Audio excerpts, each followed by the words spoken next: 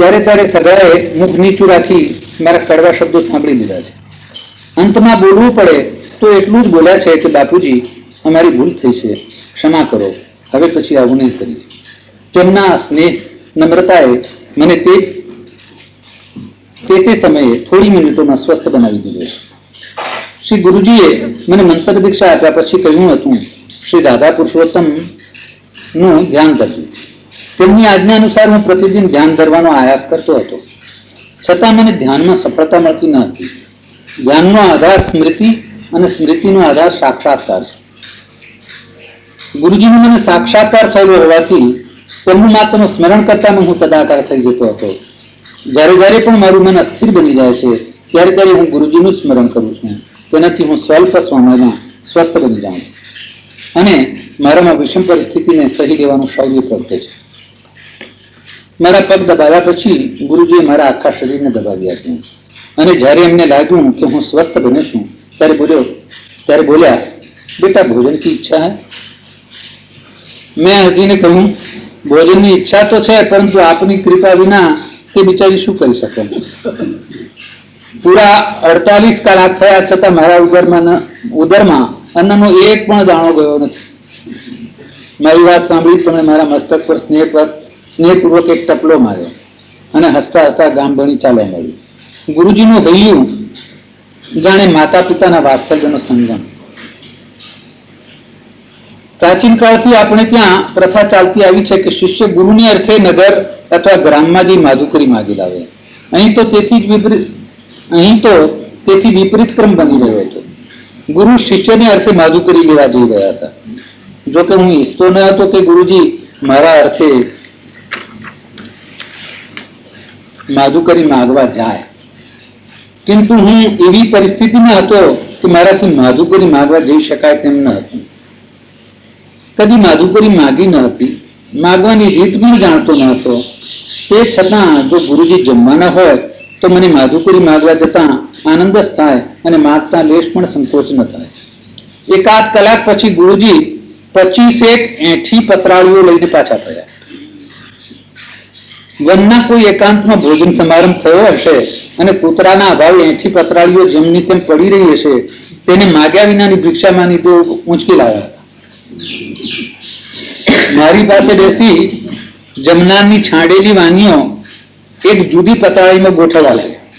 આ તે જ મહાત્મા હતા કે જેમના મુખમાંથી નીકળેલો બોલ મોટા મોટા શ્રીમંતો તરત જ ઝીલી લેતા હતા, જેમની સેવામાં સુવર્ણનું સિંહાસન, સુવર્ણના વાસણો અને ચાંદીનો હિંચકો હતા. ખરેખર તેમનો વૈરાગ પર વૈરાગ જ હતો. તેમની વિવેક દ્રષ્ટિમાં શુભાશુભના લૌકિક વ્યવહારો ન હતા. તેઓ ગીતોક્ત સ્થિત પ્રજ્ઞ હતા. મને થયું આ અઠવાડ ગુરુજી ખાય તે યોગ્ય છે. તે તો અવધૂત છે, હું અવધૂત નથી, તે મારાથી ન ખવાય. હું વૈષ્ણવ કુટુંબમાં જન્મ્યો હતો એટલે મારામાં સંસ્કારો વૈષ્ણવોના હતા. જ્યાં બાલ્યાવસ્થામાં મને ગજવામાં ખાવાની વસ્તુ પણ ગાળવા દીધી ન હતી, ભોજન પણ વસ્ત્રો ઉતારીને જ કરવાનું, એવા સંસ્કારોમાં ઉછરેલાને આ હેઠવાડ કઈક સુધા શાંત કરવાનું ન ગમે તે સ્વાભાવિક છે. એ પતરાળીમાં વાનીઓ ગોઠવી દીધા પછી ગુરુજીએ કહ્યું, ચલો બેટા ભોજન કરી લો.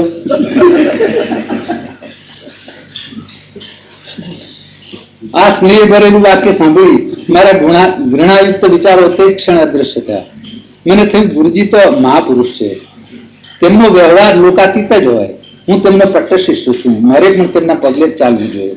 તેઓ મને આધ્યાત્મિક સંપત્તિ આપી રહ્યા છે. મુખ મચકોડવામાં નર્યું અજ્ઞાન છે. વળી મને કકડીની ભૂખ પણ લાગી હતી. મારી બાલિશ બુદ્ધિ મને વણમાગી સલાહ આપી હતી, અહીં કોણ જોવા બેઠું છે, ચાર મહિનો કહી લે. હું બેઠો થયો અને મેં જમવાનો પ્રારંભ કર્યો. હું અને ગુરુજી એક જ પતરાળીમાં જમતા હતા. મને ભોજન અત્યંત સ્વાદિષ્ટ લાગ્યું. મારા અહોભાગ્ય! શું આ મારું કે મારા પૂર્વજોનું પુણ્ય હતું? ના ના, આવું પુણ્ય ન મારું હોઈ શકે ન મારા પૂર્વજોનું. એ તો ગુરુજીની અહૈતુકી કૃપા જ હતી. જો પુરુષાર્થથી અનુગ્રહની પ્રાપ્તિ થતી હોય તો તેને પુરુષાર્થનું ફળ જ કહેવું જોઈએ, તેને અનુગ્રહની સંજ્ઞા ના અપાય. આજે હું સતત 21 વર્ષથી યોગોપાસનામાં ટકી રહ્યો છું, તેને હું મારો પુરુષાર્થ માનતો નથી, પરંતુ શ્રીહરિ અને શ્રી સદગુરુનો પરમાનુગ્રહ જ માનું છું. ગુરુજીએ મને પુત્ર ગયેલી માતાના વાત્સલ્યથી જમાડ્યો. હું જમ્યો. રાતે ઘસઘસાટ ઊંઘ્યો. સવારે જાગીને જોયું તો વૃક્ષ નીચે હું એકલો જ હતો. ગુરુજી ના હતા. તેઓ મને મૂકીને ચાલ્યા ગયા હતા. મેં 2 દિવસ સુધી તે જ વૃક્ષ નીચે રહી તેમની પ્રતીક્ષા કરી, પરંતુ અંતે મને નિરાશા જ મળી. આ વાત 40 વર્ષ જૂની છે. તેમને કોઈના પર પત્ર લખ્યો નથી. હું તેમનો લાડકવાળો હોવા છતાં મારા પર પણ તેમણે કદી પણ પત્ર લખ્યો નથી. આ કારણે કોઈ જાણતું નથી કે તેઓ ક્યાં નિવાસ કરે છે અથવા ક્યાં વિચરે છે.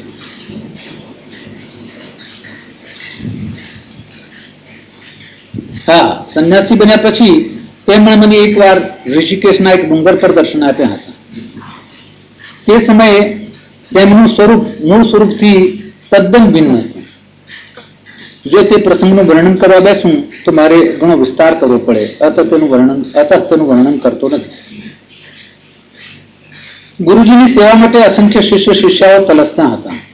ભોજન બનાવવા માટે શઠાણીએ 50 માઇલ દૂરથી મોટરમાં બેસીને આવતી. કોઈ માત્ર એકલી દાળ જ, કોઈ માત્ર ભાત જ, કોઈ માત્ર શાક જ અને કોઈ માત્ર રોટલીઓ જ બનાવતી. વાસણો અજવાળવામાં પણ પડાપડી થતી હતી. કોઈના ભાગમાં માત્ર એક ચમચી જ અજવાળવામાં આવતી, તો કોઈના ભાગમાં માત્ર વાડકી. વસ્ત્રો ધોવામાં પણ તેવી જ ખેંચતાણ થતી. કૌપિલની એક પટ્ટી એક બેન ધોતી અને બીજી પટ્ટી બીજી બેન. નિર્ણિત સમયે જ સેવા સમાપ્ત કરી ચાલ્યા જવાનું હોવાથી સગળા બંધુ ભગીનીઓ અડધો કલાક વહેલા આવી જતા હતા. હું નિરીક્ષક અને વ્યવસ્થાપક હતો. કોઈ મોડું આવે તો હું તેની સેવા બીજાને સોંપી દેતો. ગુરુજી મને ઠપકો આપીને કહેતા, બેટા, કોઈના મનને દુભવીશ નહીં. જે સેવા જેને સોંપી હોય તેને જ કરવા દેજે. કોઈ દિવસ મોડું પણ થાય. હું ગુરુજીનો અતિ લાડકો હતો, તેથી અતિ અભિમાની બની ગયો હતો. કદી કોઈ શેઠને તો કદી કોઈ શેઠાણી ગમે તેમ બોલી નાખતો. આમ છતાં તેઓ માઠું લગાડતા ન હતા. તે ગુરુ કૃપા જ કહેવાય. એક વખતે એક શેઠના મનમાં ભાવ જાગ્યો કે હું ગુરુજી માટે ચાંદીનો હિંચકો બનાવડાવું. જે શેઠે સોનાનું સિંહાસન બનાવડાવ્યું હતું તે સોનાનો હિંચકો પણ બનાવડાવવાના હતા, કિંતુ તેમને લાગ્યું કે ગુરુજીને આવો વૈભવ ગમતો નથી. આ કારણે તેમણે તે વિચારને પાછળથી માડી વાળ્યો. તે વેળા સોંગવારી હતી. સોનું 18 રૂપિયા તોલો અને ચાંદી 8-12 આને તોલો મળતું હતું. ચાંદીનો હિંચકો તૈયાર થઈને આવાસમાં આવી ગયો. એક ઉત્તમ ખંડમાં તેને લટકાવી પણ દીધો. પછી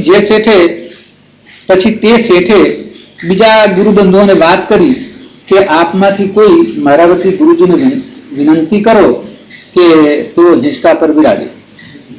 માત્ર એક દિવસ, કેવળ 5 જ મિનિટ વિરાજે. કિંતુ આ બીડું કોઈને ઝડપી શક્યું. અંતે પ્રતિનિધિ મંડળ મારી પાસે આવ્યું અને તેણે કહ્યું, સ્વામી, તમે ગુરુજીના લાડકા છો. તમારી વાત તેઓ માને છે. અમારા વતી વિનંતી કરું કે તેઓ આ હિંચકા પર વિરાજે. ગુરુજી કદી અંતરંગ શિષ્યોને મારું ભવિષ્ય કહેતા અને કહેતા કે આ મારો પટ્ટ શિષ્ય છે. 1-2 વખતે મારી ઉપસ્થિતિમાં પણ તેમણે આ સ્વામી મારો પટ્ટ શિષ્ય છે એવું કહ્યું. તે સાંભળી મને આશ્ચર્ય થયું કે બાવાજી આવું કેમ કહે છે? તેમના પટ્ટ શિષ્ય તો શું, સામાન્ય શિષ્ય થવા જેટલી પણ મારામાં પાત્રતા નથી, પરંતુ આખા શિષ્ય સમાજને તો ગુરુ વચનમાં અપાર શ્રદ્ધા હતી. તેથી જ તે મારો અત્યંત આદર કરતો હતો. એક વખત મેં ગુરુજી સમક્ષ આનો વિરોધ કરેલો અને કહેલું, આપ આ વાનરને મદિરા પાઈ રહ્યા છે. આ ગાગરમાં કોઈ કાળે સાગર ભરી શકાશે નહીં. ત્યારે તેમણે ઉત્તર આપેલો, બેટા, मैंने गुठली को ही बोला है, क्या तो विकास पाकर आम वृक्ष नहीं बनेगी?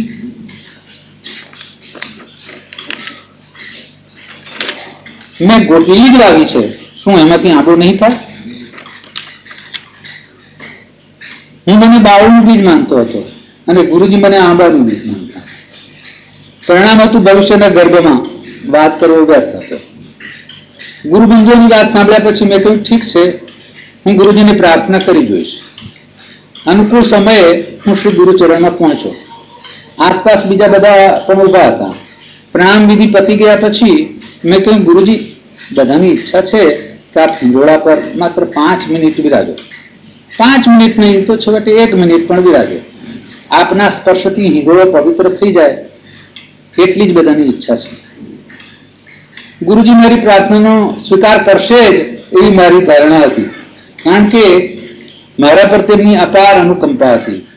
હું જ્યારે કદી પણ મારા બાલિશપણાને અંગે છંછેડાઈ જતો ત્યારે તેઓ મને પ્રેમપૂર્વક આલિંગન આપી થોડી ક્ષણોમાં શાંત કરી દેતા હતા. ખરેખર હું ભાગ્યશાળી છું.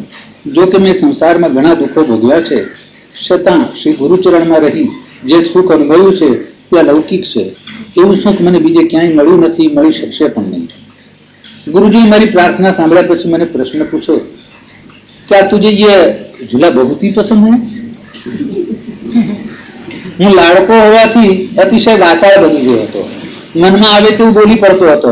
પ્રશ્નના ઉત્તરમાં મેં મારી મૂર્ખતાનું પ્રદર્શન કર્યું. હિંડોળો મને અત્યંત ગમે છે. જો આપ આજ્ઞા કરો તો હું બેસું.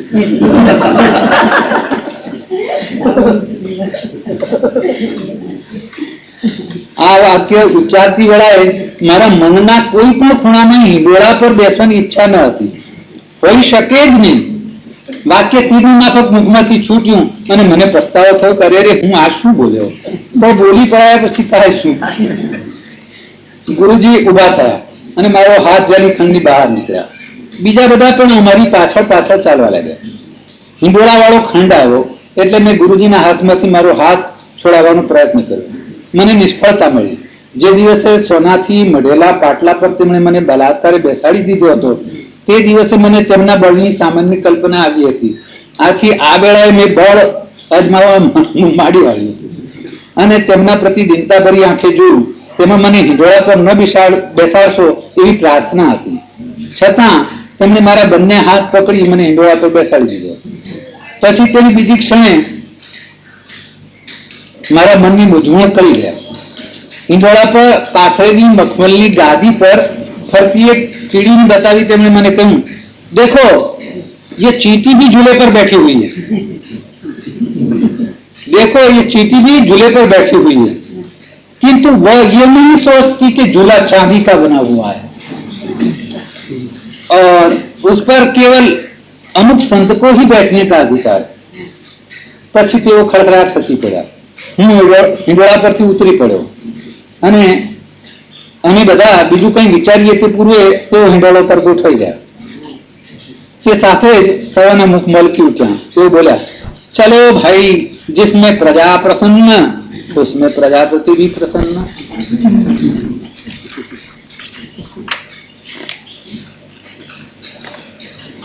આરંભમાં હું ગુરુજીને ધર્મપિતા માનતો હતો, પછી ગુરુ અને પછી ઈશ્વર માનું છું. હવે ઈશ્વર માનું છું.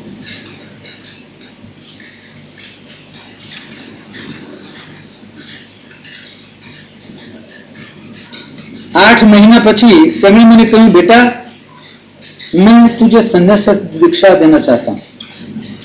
बेटा मैं तुझे संन्यास दीक्षा देना चाहता हूँ. मैं आश्चर्य व्यक्त करूं, संन्यास दीक्षा? हाँ, संन्यास दीक्षा. क्या वह आत्महत्या से अधम है? આ વાક્ય દ્વારા તેમણે મને ભૂતકાળનું સ્મરણ કરાવ્યું. હું લજવાયો. પછી બોલે, ગુરુજી, મને સ્ત્રીની, ધનની અને કીર્તિની અદમ્ય કામના છે. હું સાચો સંન્યાસી શી રીતે બની શકીશ?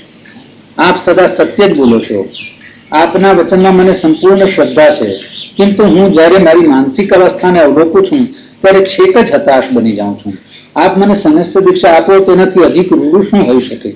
વળી આપ મને કટ્ટર શિષ્ય બનાવો તે તો મારું પરમ સૌભાગ્ય. કિંતુ માત્ર એક જ પ્રશ્ન મૂંઝવે છે, શું આ કાગડો હંસ બની શકશે? તેમણે પ્રશ્નનું સમાધાન કર્યું. बेटा तो हंस है या कौवा, इस प्रश्न का उत्तर तो तुझे तब मिलेगा जबकि भविष्य में तेरे अंतःकरण में संन्यास की भावना एवं योग साधना की अभिरुचि उत्पन्न होगी. આ ઉત્તરથી મારા મનને આશ્વાસન મળ્યું હતું. સંન્યાસ દીક્ષાનો દિવસ નિર્ણિત થયો. ગુરુજી મને સૂચ્યું કે તારી દીક્ષા લેતા પહેલા 41 દિવસ સુધી નકોરા ઉપવાસ કરવાના છે. મારા મનમાં વિચાર આવ્યો કે જ્યાં માત્ર 2-3 દિવસના નકોરડા ઉપવાસ અશક્ય છે, ત્યાં 41 દિવસના નકોરડા ઉપવાસ શી રીતે શક્ય બનશે? આ સંઘ શી રીતે કાશી પહોંચશે? હું એક દિવસમાં 2 વાર ભોજન અને 2-3 વાર નાસ્તો કરતો હતો. ગુરુજીએ આરંભમાં નાસ્તો બંધ કરાવી મને થોડા દિવસ માત્ર 2 વાર ભોજન જ કરાવ્યું. તે પછી થોડા દિવસ 1 વાર ભોજન કરાવ્યું. તે પછી 2 મહિના ગાયના દૂધ પર અને અંતમાં 7 દિવસ જળ પર રાખ્યો. આમ મારા આત્મબળને જાગૃત કરી છેવટે 41 દિવસના નકોરડા ઉપવાસ કરાવી સંન્યાસ દીક્ષા આપી. તેમણે મને નકોરડા ઉપવાસનો आशय समझाता कहूं हूं, मन में असंख्य जन्मों का और तन में इस जन्म का मैल भरा हुआ होता है. अनशन एवं मंत्र जप द्वारा भूत शुद्धि होती है अतः तन मन निर्मल बन जाते हैं.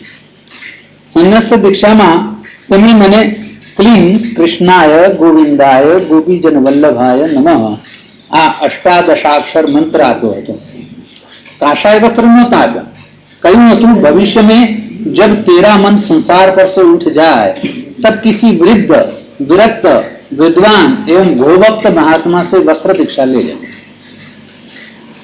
संन्यास दीक्षाની સાથે તેમણે મને योग दीक्षा પણ આપી હતી. કહ્યું હતું आज मैं तुझे प्राचीन योग प्रणाली के अनुसार योग विद्या प्रदान कर तुझे योगाचार्य बनाता हूँ. शुभाशीर्वाद देता हूँ. तू विश्व का एक अद्वितीय योगाचार्य बनेगा. 41 દિવસના અનુષ્ઠાન માટે આવાસનો એક નાનો ખંડ પસંદ કરવામાં આવ્યો હતો. હું તેમાંથી માત્ર 2 જ વાર સવારે તથા સાંજે ગુરુજીને પ્રણામ કરવા અર્થે બહાર નીકળતો હતો. એકાંત, નકોરડા ઉપવાસ, મૌન, મંત્રજપ અને ધ્યાન અનુષ્ઠાનના આ પ્રધાન અંગો હતા. આવું અનુષ્ઠાન મારા જેવા 19 વર્ષના નવયુવકને ઉગ્ર તપશ્ચર્યા જેવું લાગે તે સ્વાભાવિક છે. આમ છતાં તે અનુષ્ઠાન નિર્વિઘ્ને પૂર્ણ થયું તેને હું ગુરુની કૃપા જ સમજુ છું.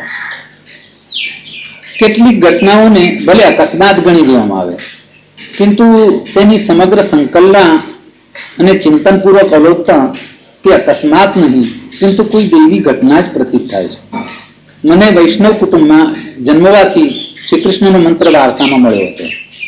શ્રી ગુરુદેવ પ્રણવાનંદજી મહારાજશ્રીએ તથા શ્રી ગુરુદેવ શાંતાનંદજી મહારાજશ્રીએ પણ મને શ્રી કૃષ્ણનો જ મંત્ર આપ્યો હતો. એટલું જ નહીં, આ ત્રણેય સ્થાનોમાં ભગવાન શિવજી તથા શક્તિને તેમનાથી અભિન્ન ગણવામાં આવતા હતા. આને હું અકસ્માત નથી માનતો, એક દૈવી ઘટના જ માનું છું.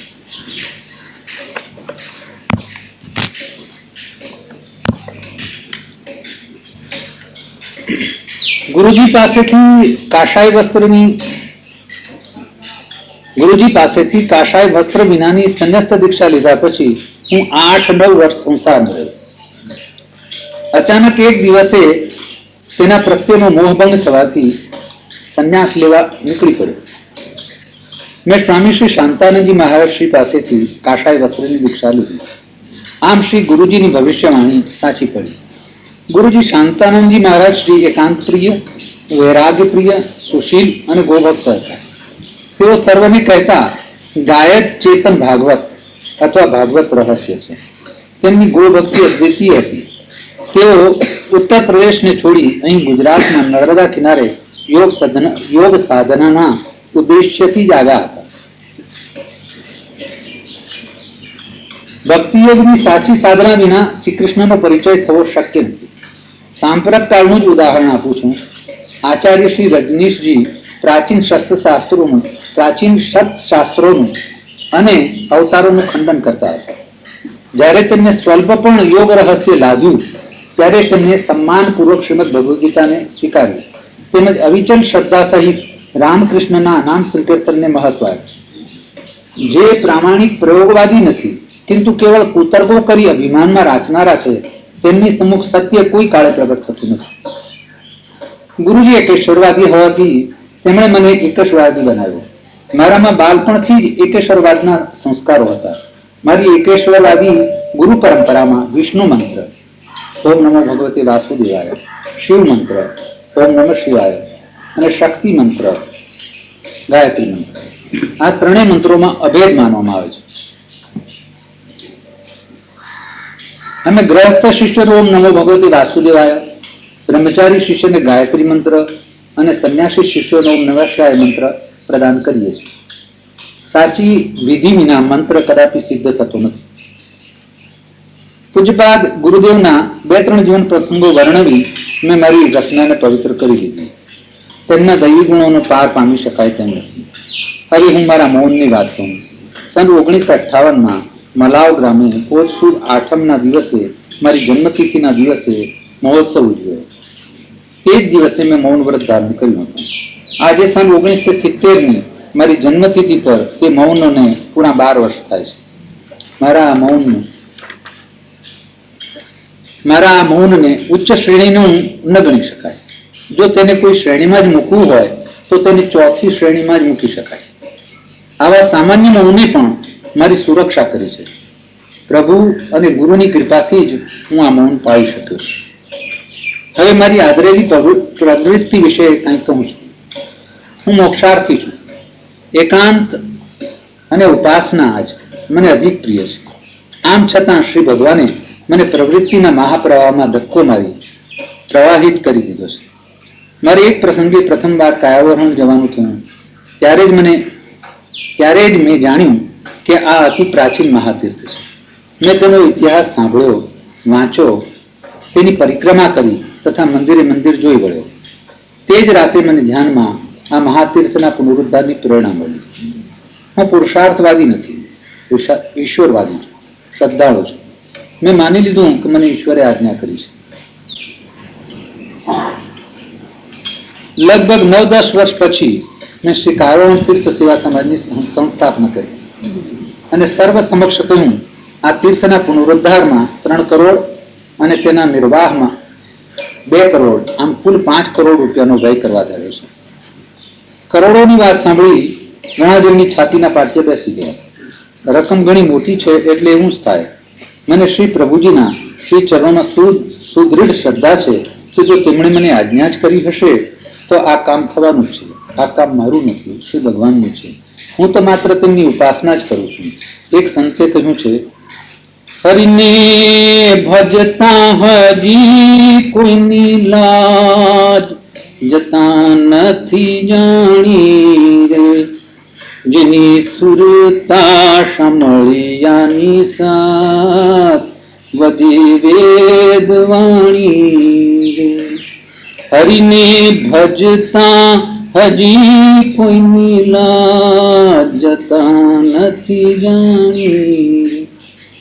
સંતનું વચન કદાપી મિથ્યા ઠરતું નથી. હા, હું સંત ન હોઉં અથવા મને તીર્થના પુનરુદ્ધારની પ્રભુજીએ આજ્ઞા ન કરી હોય અને માત્ર ભ્રમણા જ થઈ હોય તો પરિણામ નિરાશાજનક આવે. હું શ્રદ્ધાપૂર્વક કોઈ પણ પ્રકારના સ્વાર્થની આશા રાખ્યા વિના માત્ર શ્રી પ્રભુજીની આજ્ઞા માની આ પુનરુદ્ધારની પ્રવૃત્તિ કરી રહ્યો. આમ છતાં મારી આબરૂ જાય તો તેમાં મારી મૂર્ખતા અને પામરતા જ કારણરૂપ છે. જો કે મારી આબરૂ છે જ નહીં. જ્યારે આબરૂ રહી નહીં ત્યારે જ સાદું થવું પડ્યું. હવે ચોપડે કઈ જમા જ નથી એટલે ઉધાર પાછું પણ કોરું જ રહેશે. દિગંબર કે ગાંવ મેં ધોબી કા ક્યા કામ. જ્યારે મારી આબરૂ જવાનો અવસર ઉભો થશે ત્યારે હું કોઈને પણ બદનામ નહીં થવા દઉં. હું એકલો જ સમાજ સમક્ષ નિર્ભયતાપૂર્વક ઉભો રહીશ. જનતા મને કાંટાનો તાજ અને ખાસડાનો હાર પહેરાવશે તો પ્રસન્નતાપૂર્વક પહેરીશ અને કહીશ કે મને સહકાર આપનારા નિર્દોષ છે. અપરાધી તો હું જ છું. મેં જ તેમને ભોળવીને ખાડામાં નાખ્યા હતા.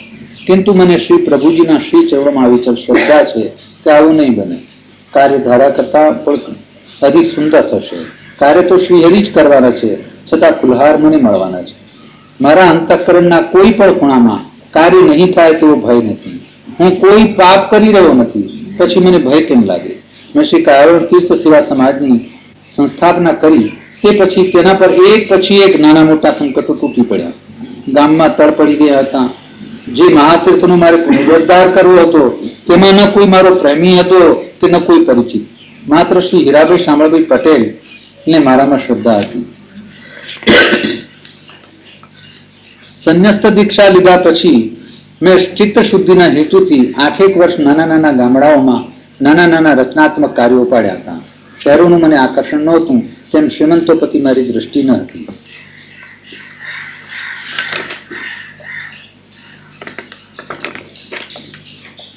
લોકોને ધન, આરોગ્ય, કીર્તિ, સ્ત્રી, પુત્ર ઇત્યાદિ લૌકિક પદાર્થો પ્રાપ્ત કરવાની અભિલાષા હોય છે. તેથી તે પ્રસિદ્ધ સંતોના દર્શનાર્થે દોડે છે. મેં આરંભથી જ એવું વાતાવરણ જામવા દીધું નથી. તેમાં મને જ્ઞાન, યોગ અને ભક્તિનું ભયંકર અપમાન જણાય છે. એ બધું મારી પ્રકૃતિને રૂસતું નથી. હા, મારા પર યુવાન બાળકો અપાર પ્રીતિ રાખે છે અને હું પણ તેમને પુત્ર પુત્રી માની વાત્સલ્યભરી દ્રષ્ટિથી નિહાળું છું. સદાચાર, સંયમ, પ્રભુ પ્રાર્થના, મિતાહાર, નામ સંકીર્તન, સેવા, સમર્પણ, ત્યાગ, મંત્ર જપ, શાસ્ત્રાધ્યયન ઇત્યાદિનો પ્રચાર મને ગમે છે.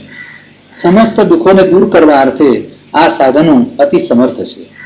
આ સાધનો મને મારા ગુરુજીએ બોધેલા છે. તેઓ બ્રહ્મચર્યને અધિક મહત્વ આપતા હતા. કહેતા હતા, બ્રહ્મચર્ય દ્વારા જ વ્યક્તિનું વ્યક્તિત્વ વિકસે છે અને તેના દ્વારા તે પ્રભાવશાળી બની ભૌતિક અને આધ્યાત્મિક આમ બંને પ્રકારની ઉન્નતિ સાધી શકે છે. બ્રહ્મચર્યથી જ વ્યક્તિ ઉન્નત થાય છે. આ સિદ્ધાંત વિજ્ઞાનની દ્રષ્ટિએ મને સાચો જણાતો હતો. કિંતુ જ્યારે હું મોટરોમાં વિહાર કરતા મોટા મોટા ધનપતિઓને જોતો ત્યારે લાગતું એ સિદ્ધાંત સિવાય ઉન્નત થવાના બીજા સિદ્ધાંતો પણ હોવા જોઈએ. જ્યારે આ વાત મેં ગુરુજી સમક્ષ પ્રસ્તુત કરી હતી ત્યારે તેમણે ઉત્તર આપ્યો હતો, બેટા, તું સિદ્ધાંતની સપાટીથી અવલોકે છે. તું સિદ્ધાંતની સપાટીને અવલોકે છે, તેના તળને નહીં. કોઈ પણ પ્રકારની ઉન્નતિના પાયામાં સંયમ હોય છે જ. એ સંયમ જ સમસ્ત સિદ્ધિઓનો જનક છે.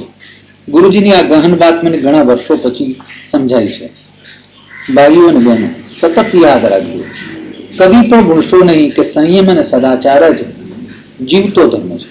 તમે શ્રી કૃષ્ણને માનો, શ્રી રામને માનો, શ્રી શિવને માનો, ભગવતી શક્તિને માનો, અલ્લાહને માનો અથવા ગોડને માનો, ગમે તેને માનો, કિંતુ જો તેની ભક્તિ દ્વારા તમારામાં સંયમ અને સદાચાર ન ઉત્પન્ન થાય તો તમારી તે માન્યતા વિફળ છે. સંયમ અને સદાચાર જ ધર્મનો પાયો અથવા આત્મા છે. તેની સાધના જ સાચી સાધના છે. તેના દ્વારા જ ધર્મ, અર્થ, કામ અને મોક્ષની સિદ્ધિ થઈ શકે. યોગના ગૂઢ રહસ્યો માત્ર ગ્રંથો વાંચવાથી કે કથાઓ શ્રવણ કરવાથી ન સમજી શકાય. તેને માટે તો સમ્યક સાધના જ કરવી પડે. એક ઉદાહરણ, 28 વર્ષનો મિસ્ટર મશાક, જે મૂળ ફ્રાન્સનો છે કિંતુ રહેતો હતો કેનેડામાં, તે યોગાભ્યાસ અર્થે ભારતમાં આવ્યો હતો.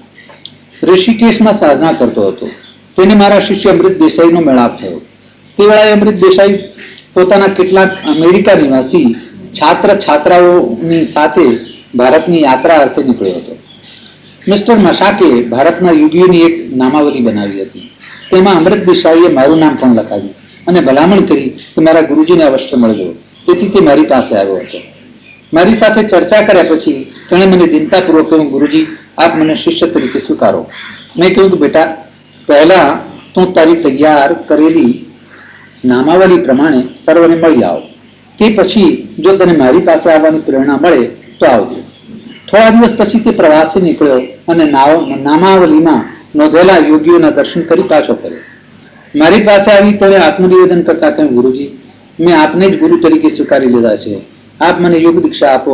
હું સાચો જિજ્ઞાસુ છું. સ્વદેશ, સ્વજનો અને વૈભવોને છોડી અહીં ભારતમાં યોગ શીખવા જ આવ્યો છું. મેં દૃઢ સંકલ્પ કર્યો છે કે યોગી બનીને જ સ્વદેશ જવું છે, નહીં તો અહીં ભારતમાં જ પ્રાણ છોડવા છે.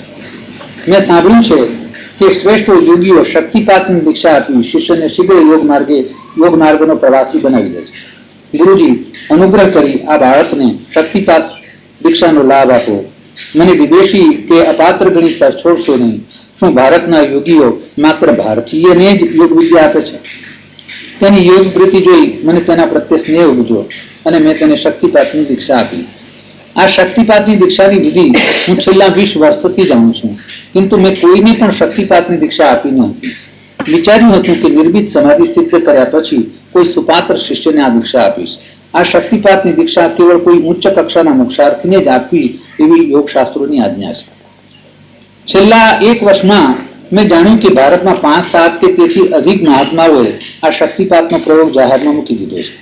મને અત્યંત આશ્ચર્ય થયું. ઈશ્વરની ઈચ્છાથી જ આ થયું હશે એમ માની તેના પર અધિક વિચાર ન કર્યા.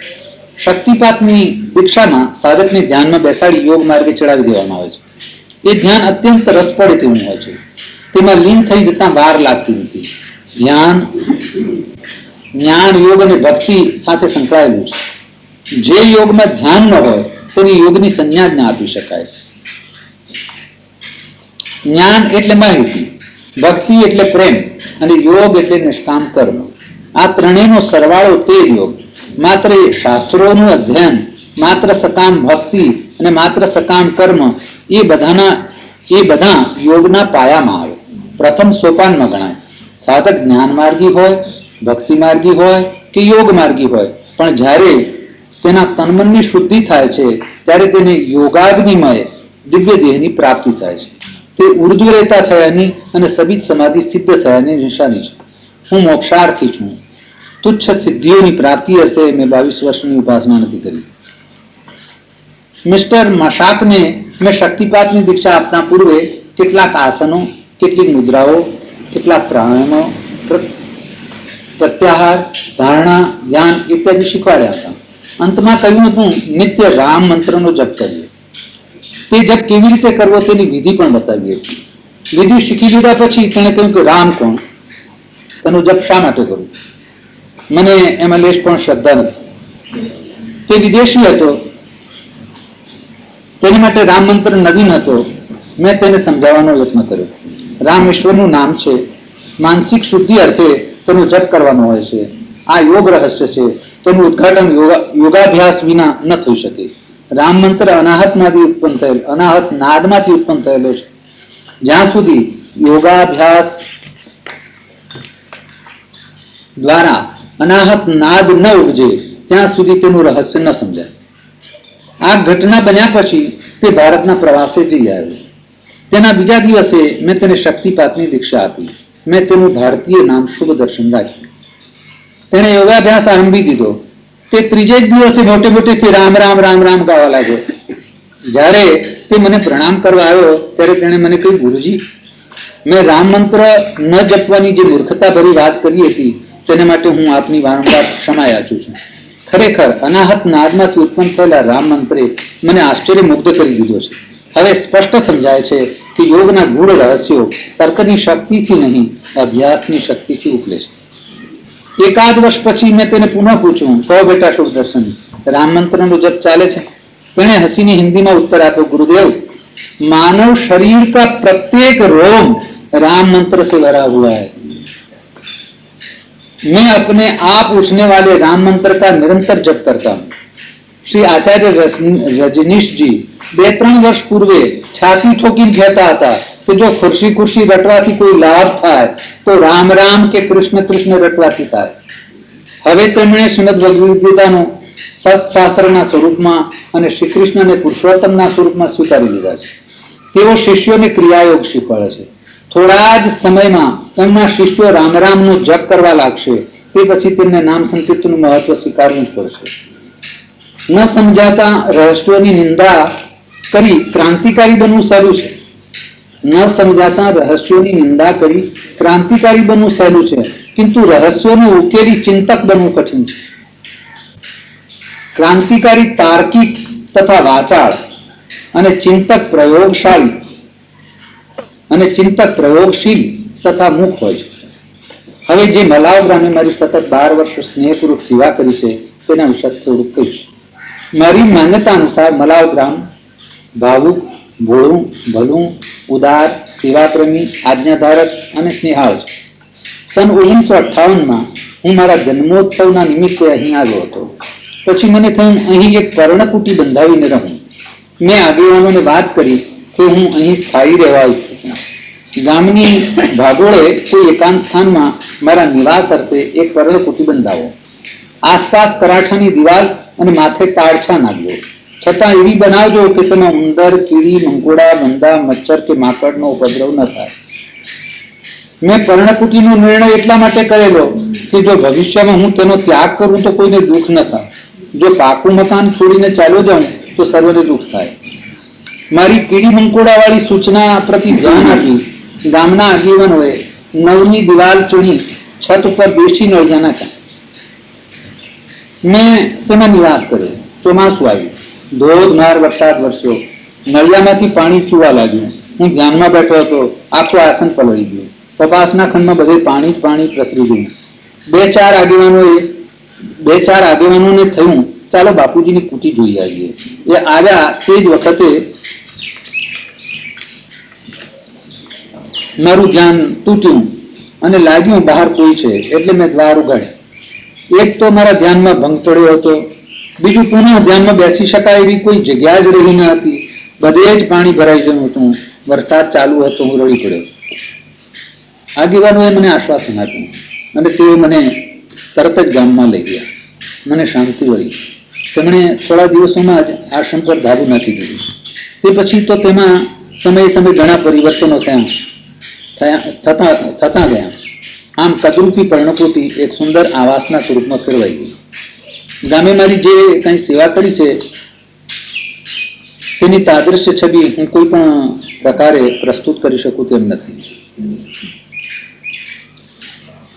તેની ઈચ્છા પણ નથી કે સેવાનું ચિત્ર જાહેરમાં મુકાય. ઉત્સવના આગલે દિવસે મેં કાર્યકરોને કહ્યું હતું, હું મારા પ્રવચનમાં ગુરુજીના જીવન પ્રસંગો, મારું મૌન અને ગામની સેવા આ 3 વિષયો ગૂંથવાનો છું. તે વેળા બધા જ બોલી ઉઠ્યા, છેલ્લો વિષય ગામની સેવા કાઢી નાખ્યો.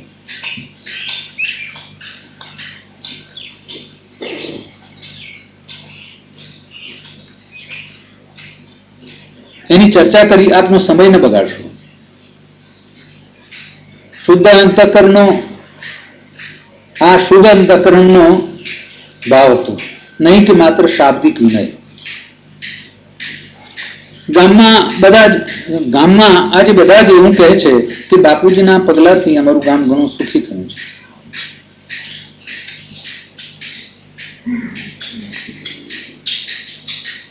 નહેર આવી, નવી કુમારશાળા બની, કન્યાશાળામાં ખૂટતા ઓરડા બન્યા, ટાઉન હોલ બન્યો, માધ્યમિક શાળા બની, દારિદ્ર્ય થયું, દવાખાનું થયું.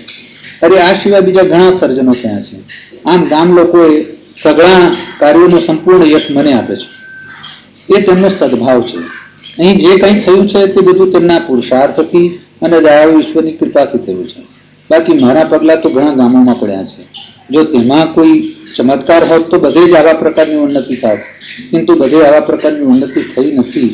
એટલે એમની માન્યતામાં માત્ર મારા પ્રત્યેનો નિર્મળ સ્નેહ અથવા સદભાવ જ છે એવું માની શકાય. હું સમાજ સાથે નિષ્કપટ ભાવે વર્તું છું. કપટ શા માટે કરું? સમાજ પણ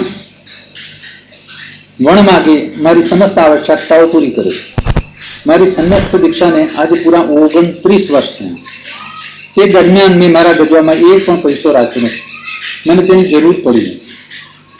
શાણા સમાજે તેની જરૂર ન પડે તે માટે સતત કાળજી રાખી છે.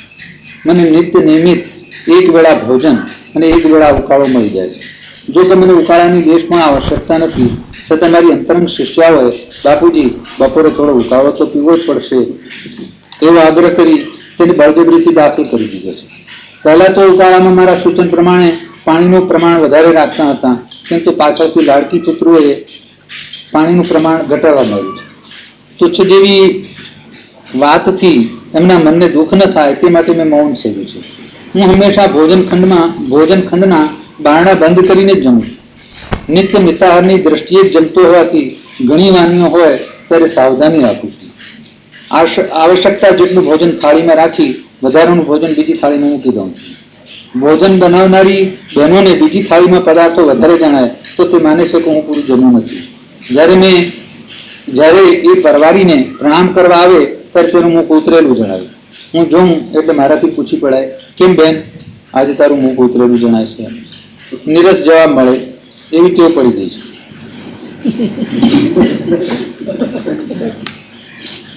હું દલીલ કરી બેસું, કાલે તો એ ટેવ નથી જણાતી, આજે એકદમ ક્યાંથી આવી પડી. વાત પડતો મૂકીને તે મનની વાત હોઠ ઉપર લાવે, કેમ આજે થોડું જમ્યા, ભાવ્યું નહીં કે મને બરાબર.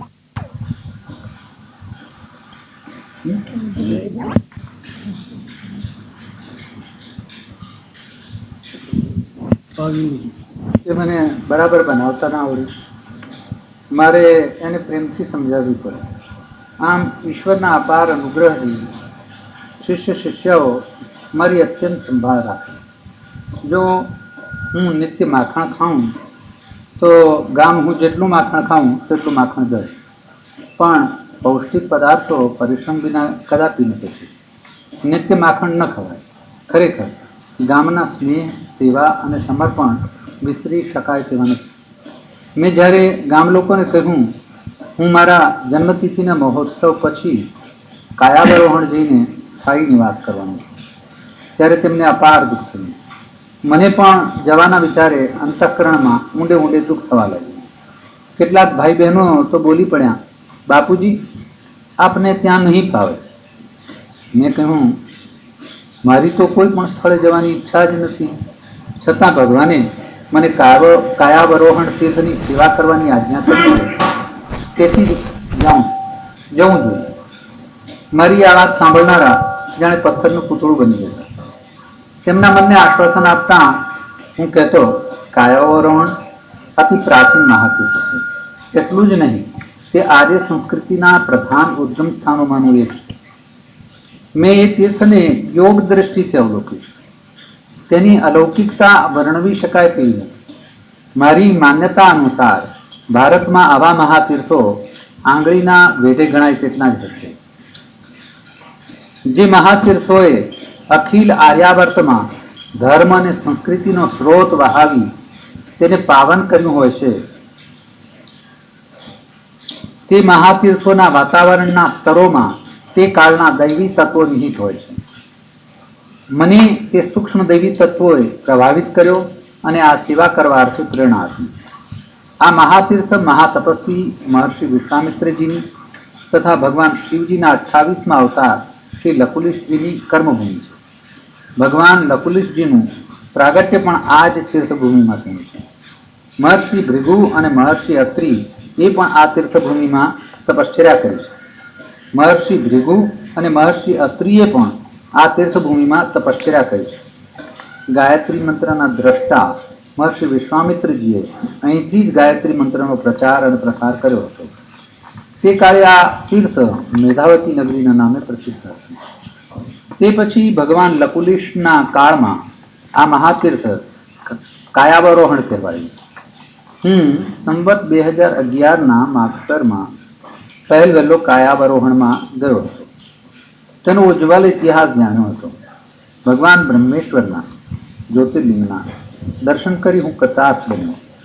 મને લાગ્યું હું મૂર્છિત થઈ ગઈ.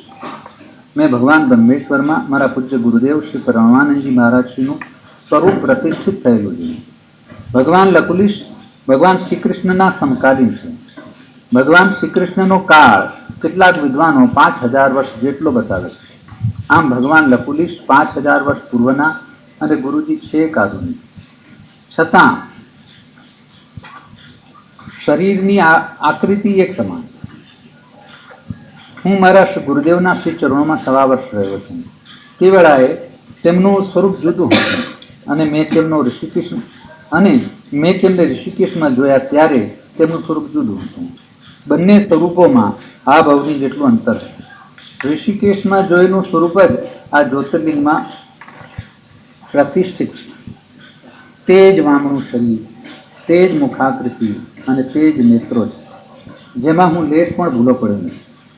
તે દિવસે જ્યોતિર્લિંગના દર્શન કર્યા પછી હું સાંજના ધ્યાનમાં બેઠો. ઉત્તમ ધ્યાન થયું. તેમાંથી જ મને ભગવાનના નિવાસ અર્થે ભવ્ય પ્રાસાદ બનાવવાની અને સંસ્કૃત વિશ્વવિદ્યાલય બનાવવાની પ્રેરણા મળી. આ જ્યોતિર્લિંગ છે એવું સૂચન મને ધ્યાનમાંથી જ થયેલું.